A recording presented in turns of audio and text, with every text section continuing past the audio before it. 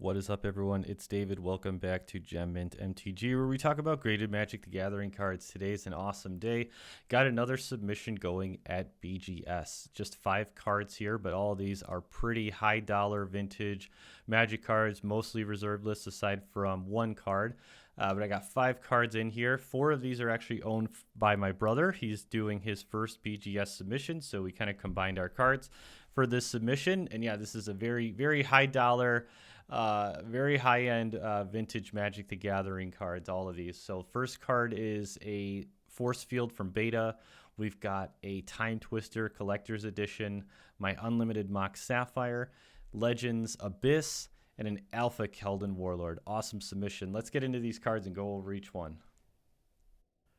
All right, let's get things started off here with this first card here, this Force Field from Beta. So you can see this card is actually in pretty great condition for being a Beta card. There's a bit of wear on the edges and the corners, particularly the bottom corners there. The top corners are actually pretty nice.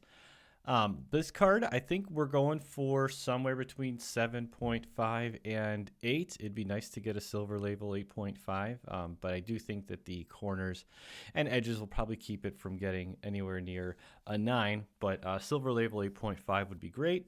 And we're kind of expecting 7.5-ish. The surface is actually really clean. The card's pretty well centered, but you know, this card, like I mentioned, you know, most of these cards are getting graded more so for the authentication aspect, the you know, the security you have with the card slab. These are very high value cards, and you know, this is my brother's first submission. This is, you know, one of the heavy hitter cards that he's got, and yeah, we're looking forward to getting this one graded. Awesome card, Dan Frazier artwork. It's reserved list. This is such an awesome card. So yeah, really excited to get this one back and see how it comes out.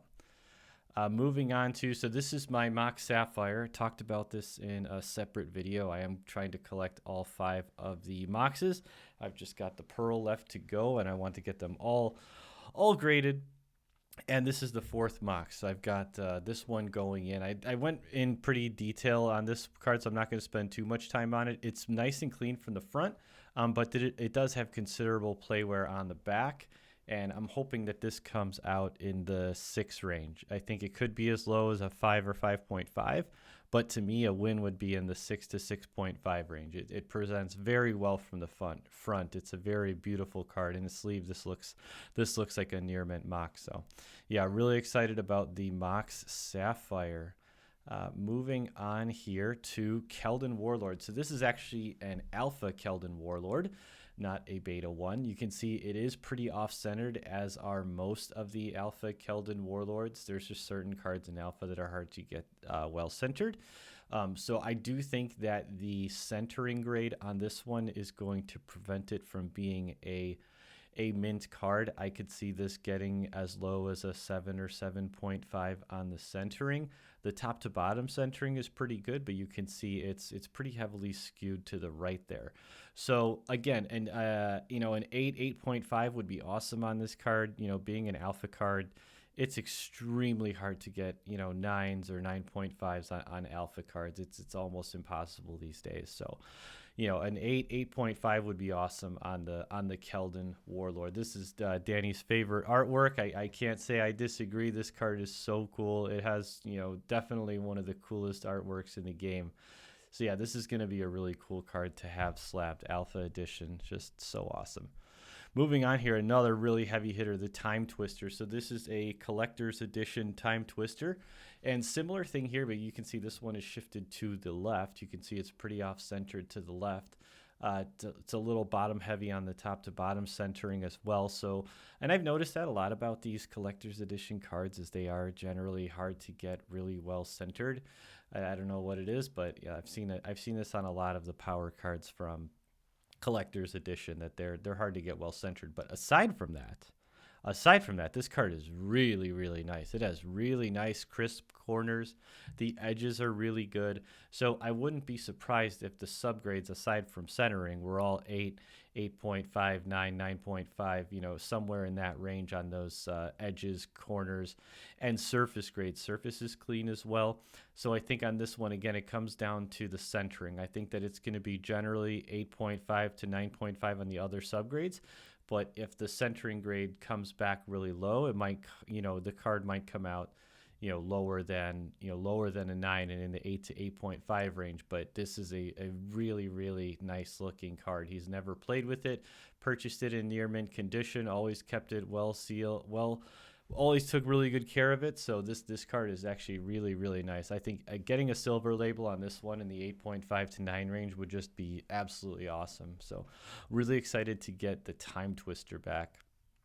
And moving on, the last card here, the Abyss from Legends. So this is one of the black enchantments from the Four Horsemen sets. You got the Abyss, the Nether Void, All Hallows Eve, things like that. I love these black enchantments. This Pete Venter's art is so cool. It's so iconic.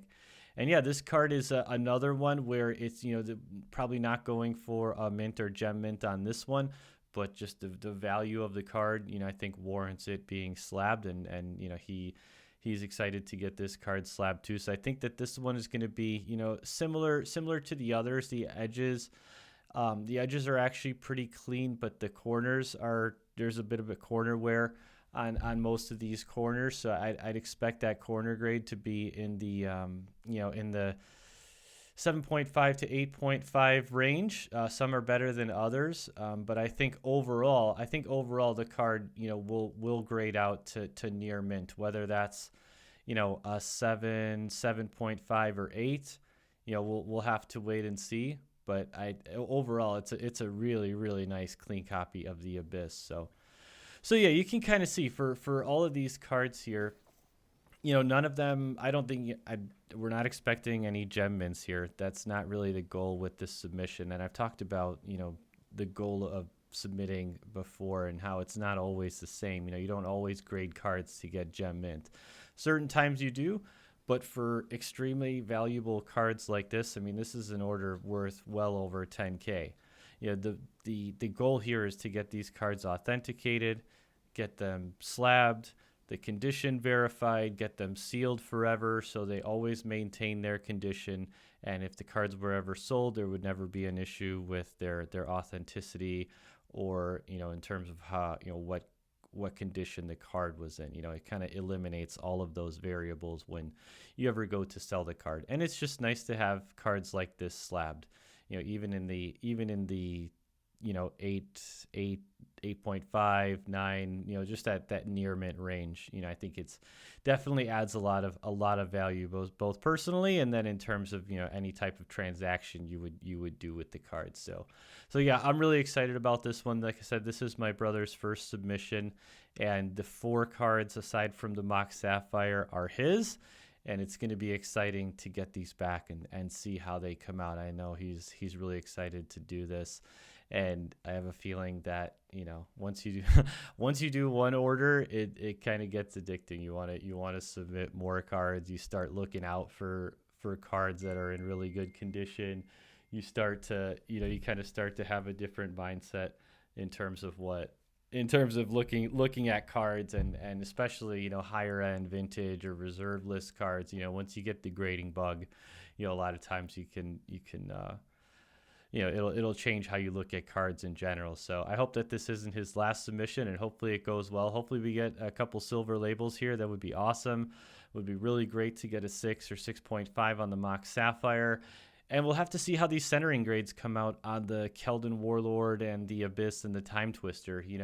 Both of these, all 3 of those cards are actually in pretty damn good condition, aside from the centering, which is off. So we'll have to see. Sometimes they're a little more generous, and those centering grades will come back in the 8 to 8.5 range. In which case, it's definitely possible to get silver labels on these.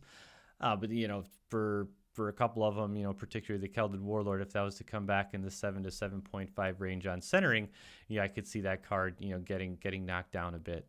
And, obviously these really high-end vintage cards they're so hard to find in extremely good condition that, just getting a relatively high grade in the 8 to 8.5 range or 7.5, which is still considered near mint, I think is totally worth it. So yeah, awesome submission here. Just 5 cards here, but one of the most, I think this is the lowest number of cards, but the highest value submission that I've done. A lot of heavy hitters here.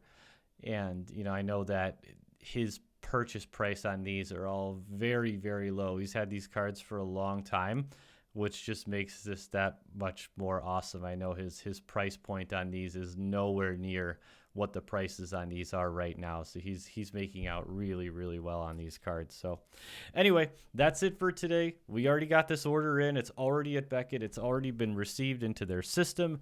Hoping to get it back in the next couple months. Hopefully, that's how long it took last time. And we'll have to wait and see. But yeah, hopefully we're going to get this returned soon. And when we do, for sure it's going to be on the channel. All right, thanks everyone. Have a great one.